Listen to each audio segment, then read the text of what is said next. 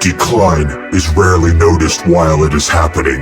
It does not arrive with announcement. It does not declare itself as change. It presents as improvement, as modernization, as adaptation, as progress. And so it is accepted, not questioned, because each step appears reasonable, each adjustment appears harmless, and taken individually, they are. But decline is not the result of a single decision. It is the accumulation of many. Freemasonry did not change in a moment. It changed over time. Standards were not removed. They were relaxed. Expectations were not abandoned. They were reinterpreted. Purpose was not rejected. It was redirected outward, toward activity, toward visibility, toward things that could be measured. Attendance, events, engagement, all of it appearing productive, but none of it replacing what was lost, because what was lost was not visible. It was internal. The emphasis on the individual man, his refinement, his discipline, his transformation, these cannot be counted.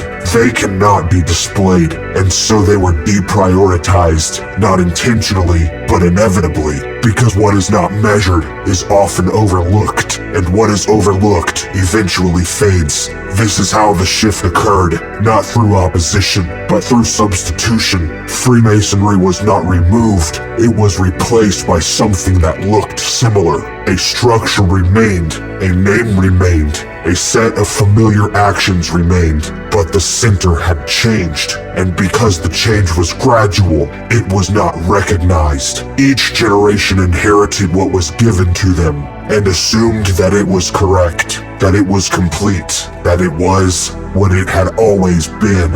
And so the cycle continued. A lodge that no longer understood its purpose began to admit men who could not recognize its absence. And those men once established continued the pattern, not out of neglect, but out of repetition.